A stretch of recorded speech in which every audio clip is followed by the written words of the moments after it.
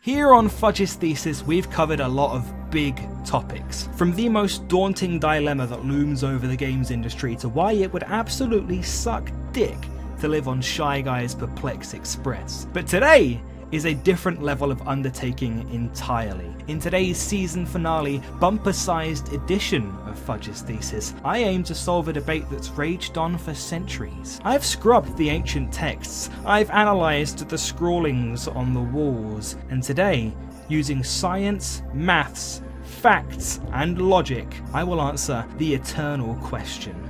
Who would win in a fight between one of every Pokémon and a billion lions?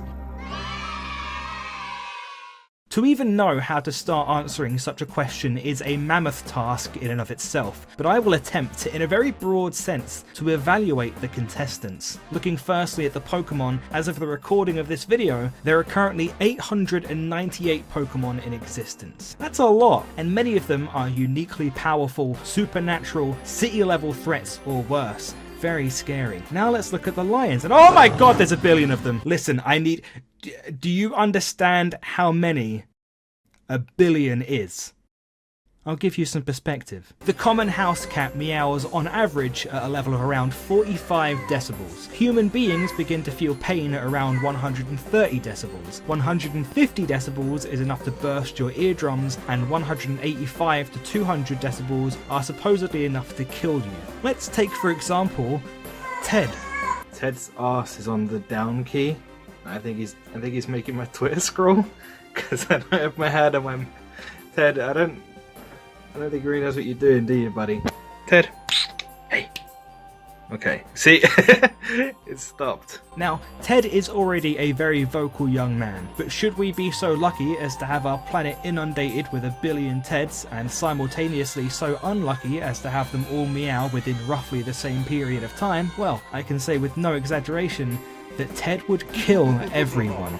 At approximately 45 billion decibels, Ted would end the world, and it wouldn't even take all of his incredibly dopey little clones. Wow, imagine what a billion lions could do. The tallest building in the world is the Burj Khalifa in Dubai, standing at a colossal 830 meters high. If you stacked a billion pennies on top of each other, your treasury tower would reach a height of 870 meters, taller than the Burj Khalifa. And perhaps most disconcertingly, a billion is just over half the amount of Pokemon challenge videos on YouTube in which a content creator who has run out of ideas is asking if it's possible to beat a Pokemon game under a requirement that isn't actually that hard. Jesus Christ. Hopefully now you have an idea of how much a billion is.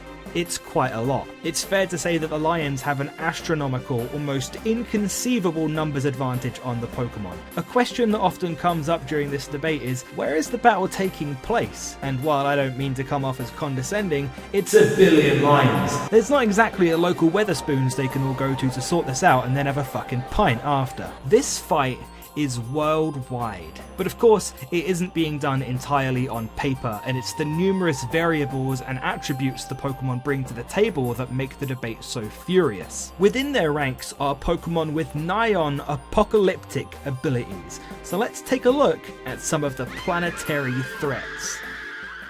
Yveltal's Pokemon Y Pokedex entry states that when its life comes to an end, it absorbs the life energy of every living thing and turns into a cocoon once more. So by that logic, the very worst the Pokemon can expect is a tie. This is without even factoring in ghost Pokemon, who might even just be entirely unaffected. Rayquaza's Pokemon Ruby Pokedex entry reads, Rayquaza lived for hundreds of millions of years in the Earth's ozone layer, never descending to the ground. The implication here being that Rayquaza never needs to land from its flight and thus would be impossible for lions to attack. And of course, there's the secret weapon. Perhaps the single most dangerous Pokemon known to man, an unfeeling, existential threat capable of wiping out anything that stands in its way without so much as a second thought. This guy. Mikago's Pokemon Diamond and Pearl Pokedex entry tells us the following. Its body temperature is roughly 18,000 degrees. Flames spout from gaps in its hardened shell. So, for those unaware, The sun, the all-consuming star at the centre of our solar system, the very sphere of plasma that heats our planet, is 9,941 degrees Fahrenheit. This means that Chicago is quite literally nearly twice as hot as the sun.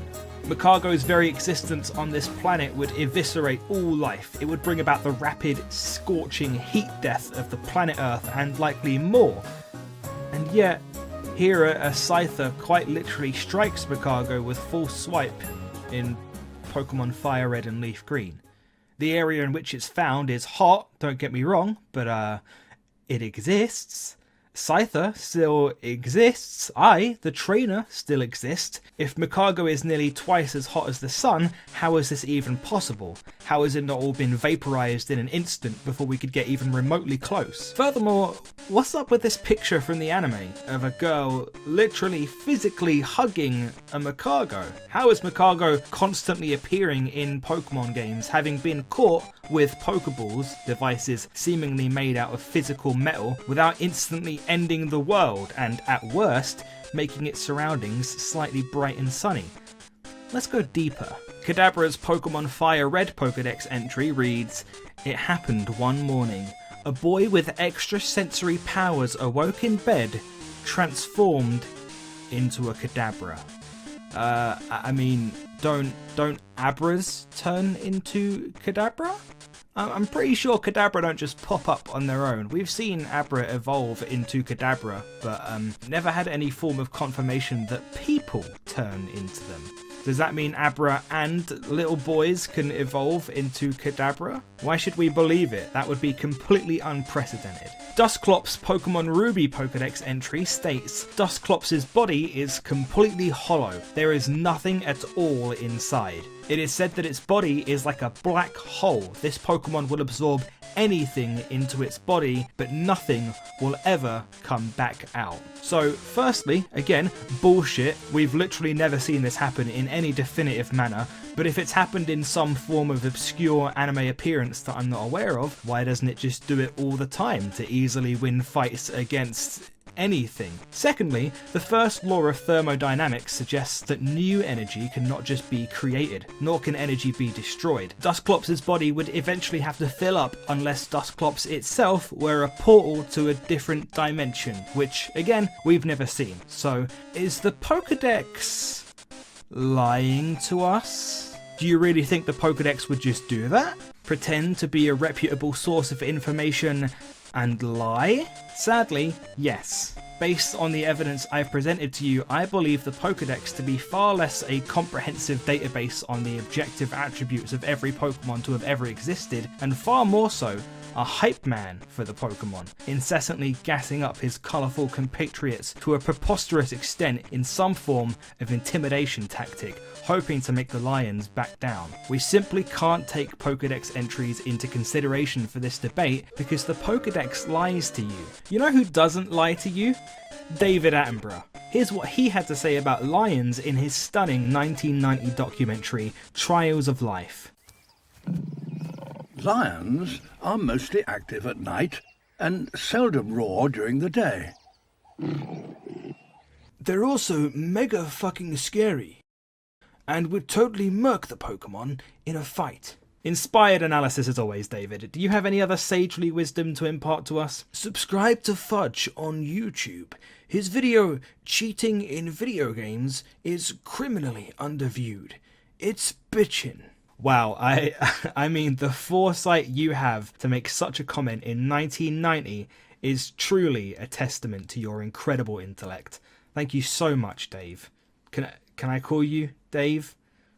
He's gone. For argument's sake, before we move on, let's take a brief trip to this little fantasy world you live in where the Pokedex is even remotely accurate. Yveltal, as stated, causes a tie when he gets taken down, which he will, because it's a billion lions. Rayquaza never needs to land, okay, lion ladders, lions on mountains. He's definitely going to crash into something at some point. Chicago being twice as hot as the sun is funny, because another hotly contested internet debate is one based around whether or not a billion lions could take out the sun. Most people say that the lions wouldn't stand a chance, to which much smarter and more attractive people often replied that they could just chase it at night. Look, if you combine the total cumulative body heat of 1 billion lions into one energy source, you would create something hotter than the sun. It's 1 billion lions. 1 billion lions could kill God. Furthermore, if Makago is twice as hot as the sun and he's present at the battle, then he wipes out all of the Pokemon and the entire world just as fast as he wipes out the lions before eventually supernovaing and losing sentience. So again, it becomes a draw at worst. But coming back into the real world, where 1 billion lions are fighting one of every Pokemon and the Pokedex and anime can't be trusted based on their own inconsistencies, this isn't to say that the Pokemon don't still have quite a lot going for them. Let's take a look at what we do know. Basing this debate off the main series games and their mechanics, which are the most consistently provable metrics, there are still a lot of hurdles the Lions have to overcome to be able to win. Ghost Pokemon, for example, are a huge potential problem. Being immune to normal type attacks, I see no way that Lions could possibly even hit the... Oh. Alright, well, there's still proven powerhouses like, say, Dialga, for example. It can use Roar of Time, which has an absolutely monstrous 150 base power, and before anyone says it, no, going back in time is not winning the fight. So is there any way of quantifying how much damage Roar of Time would do in a real life fight like this? Kinda. We have to take a move that's applicable in the real world, like Earthquake. Earthquake has a base power of 100, which means Roar of Time is 1.5 times more powerful than it. According to my rather gruesome calculations, the average deaths caused by major earthquakes in the past 5 years is 443. For Dialga's Roar of Time, we then need to jack that figure up by 1.5 to make it 664. We also need to factor in Dialga's Titanic base 150 special attack, and even ignoring EVs or IVs, this is very hard to quantify, but it's so much higher than the average Pokemon, so I'm just going to bolster the number by another 100. However, lions are somewhat more physically durable than the average human, so I think it's reasonable to ascertain that for every 2 humans Dialga could kill with a Roar of Time, he could kill 1 lion, so we need to slash that number in half. And so I think we can fairly estimate that Dialga alone could kill about 382 lions with a single Roar of Time. Yikes, that's scary. Now here's a number that's even scarier. 1 billion! In order for 898 Pokemon to take out 1 billion lions, each one has to take out this many. I don't even know how to say that number. Consequently, here's a picture of Feebas. Not to seem braggadocious, but I cried at Toy Story 3 and I could kill Feebas. Yes, the Pokemon could cause untold amounts of destruction. Cities will crumble, landscapes will be ravaged, natives and tribals will be forced to cower in their teepees. Wait a second, teepees? Teepee? Oh my god. And now before you lies the other major issue the Pokemon face. Power Points, or PP. Every Pokemon can only use their moves a limited amount of times before they run out of uses. Rayquaza, in the fantasy world in which what the Pokedex tells us is true, can fly around all he wants. Eventually, he'll have to use Struggle, which does damage to himself, and he ain't taken out his fair share of lions before he has to start struggling. With fully maxed out PP, Dialga can still only use Roar of Time 7 times, so via our math earlier, he can take out 2,709 lions using his strongest move, one of the only 4 moves he'll be able to use, by the way. I don't need to do many calculations to tell you that 2,709 is not equivalent to this, nor is it particularly close. He also has to recharge for a turn every time he uses it, which is a hell of an opening for the lions who, last time I checked, don't have to take turns, except for this one, who is going down almost instantly. The simple fact of the matter is that by every calculation, in every sensible world in which one of every Pokemon fight 1 billion lions, the lions win. The Pokedex lies to you, the numbers are too many, and I don't give a shit if Kyogre can flood the land, because lions can swim. Every way you look at this debate, much like their battle with the sun, the lions win. This fight can only end with feline supremacy. Thank you for coming to my TED Talk.